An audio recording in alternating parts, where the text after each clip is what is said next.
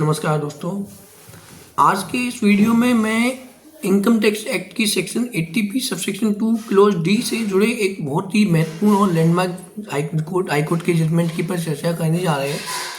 इसका सीधा फायदा housing cooperative society, credit cooperative society, agriculture and marketing society को मिलता है। सवाल ये है कि क्या कोऑपरेटिव सोसाइटी को कोऑपरेटिव बैंक में जमा रकम पर से मिलने वाले ब्याज इंटरेस्ट पर टैक्स की छूट मिलेगी या नहीं मिलेगी। इसका स्पष्ट और निर्णायक उत्तर अब गुजरात हाई कोर्ट ने दे दिया है। बैकग्राउंड डेटा की 80P एक्चुअल में क्या है, तो पहले हम समझते हैं कि 80P क्या है। 80P सेक्शन 80P को कोऑपरेटिव मूवमेंट को बढ़ावा देने के लिए, उसके बढ़ावा देने के उद्देश्य से लाया गया था। इस सेक्शन के अंतर्गत कोऑपरेटिव सोसाइटियों को उनकी कुछ विशेष आय पर पूरी टैक्स की छूट 100% डिडक्शन दी जाती है। उदाहरण से मेंबर्स को लोन देने से होने वाली आय, मतलब ब्याज से आय, कोऑपरेटिव एक्टिविटीज से जो प्रॉफिट होता है वो, और दूसरी कोऑपरेटिव सोसाइटियों में निवेश करने से मिलने वाला ब्याज। 80P2D सरल शब्दों में हम ये कह सकते हैं कि यदि कोई कोऑपरेटिव सोसाइटी किसी दूसरी कोऑपरेटिव सोसाइटी में निवेश करती है तो उससे इंटरेस्ट या डिविडेंड जो कमाती है वह पूरी तरह से इनकम टैक्स से फ्री रहेगी। विवाद यहीं से शुरू हो गया। विवाद यह है कि दूसरी कोऑपरेटिव सोसाइटी में निवेश करती है तब, इसका अर्थ ये हुआ कि अगर कोऑपरेटिव सोसाइटी में निवेश नहीं करती है तो क्या छूट मिलेगी। किसी बैंक में इंटरेस्ट FDI बनवा दी, उस पर छूट मिलेगी? जी हाँ, डिपार्टमेंट कहता है नहीं मिलेगी। खैर, सरकार 2006 में 80P4 जोड़ा और इसमें सरकार ने कहा कि कोऑपरेटिव बैंक को अब 80P की डिडक्शन नहीं मिलेगी, प्राइमरी एग्रीकल्चर क्रेडिट कोऑपरेटिव सोसाइटियों को छोड़कर। इस अमेंडमेंट को लाने की वजह ये थी कि अभी तक हम 80P की छूट कोऑपरेटिव बैंक को भी दे रहे थे, तो उन्होंने ये कहा कि कोऑपरेटिव बैंक नहीं, हमने कोऑपरेटिव सोसाइटियों के लिए ये सेक्शन बनाया है। इसके बाद इनकम टैक्स डिपार्टमेंट ने ये कहना शुरू कर दिया कि कोऑपरेटिव बैंक को डिडक्शन नहीं मिलती है तो कोऑपरेटिव सोसाइटियों को भी कोऑपरेटिव बैंक से मिले इंटरेस्ट पर डिडक्शन नहीं मिलनी चाहिए। लिटिगेशन यहाँ से स्टार्ट हो गया। कोऑपरेटिव बैंक को डिडक्शन नहीं मिलती है, ये अलग क्वेश्चन था। कोऑपरेटिव सोसाइटी को कोऑपरेटिव बैंक से मिलने वाले ब्याज पर छूट मिलनी चाहिए या नहीं मिलनी चाहिए, ये क्वेश्चन अलग था। दो डिफरेंट क्वेश्चन यहाँ से जनरेट हो गए और लिटिगेशन स्टार्ट हो गया।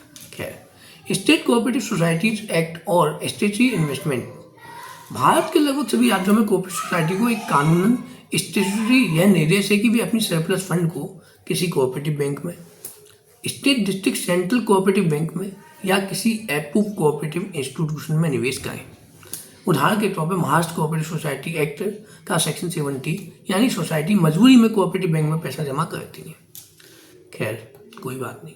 ITAT के महत्वपूर्ण फैसले कई जगह आए जहाँ पे उन्होंने ये कहा कि कई ट्रिब्यूनल ने साफ किया कि कोऑपरेटिव बैंक भी स्टेट कोऑपरेटिव सोसाइटी एक्ट के तहत ही रजिस्टर्ड होती हैं, अतः वो भी कोऑपरेटिव सोसाइटी हैं section 219 section 2 subsection 19 income tax act में। अतः कोऑपरेटिव बैंक से मिलने वाला ब्याज 80P सबसेक्शन 2D के तहत एलिजिबल ब्याज है जिस पर 100% छूट मिलनी चाहिए।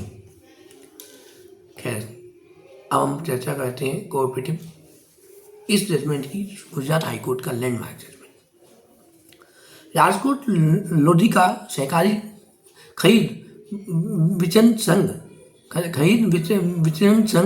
संघ लिमिटेड के केस में गुजरात हाईकोर्ट ने बहुत स्पष्ट कहा, cooperative bank state cooperative act के तहत रजिस्टर्ड होने के कारण कोऑपरेटिव सोसाइटी ही है।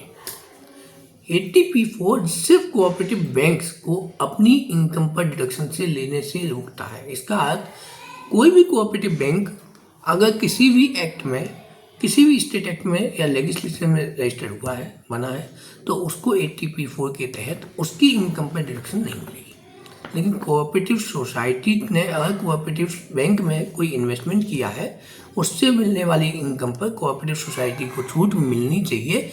ये प्रोविजन सेक्शन 84 का कोऑपरेटिव सोसाइटियों की डिडक्शन को नहीं छीन सकता और ना ही छीनता है। इसलिए कोऑपरेटिव सोसाइटी को कोऑपरेटिव बैंक में स्टेचुटरी इन्वेस्टमेंट से मिले इंटरेस्ट पर पूरी छूट मिलेगी, एक section 80P subsection 2 clause D कहता है। कोर्ट ने यहाँ यह भी कहा कि 80P एक बेनिफिशियल प्रोविजन है, इसे लिबरल तरीके से इंटरप्ट किया जाना चाहिए, ना कि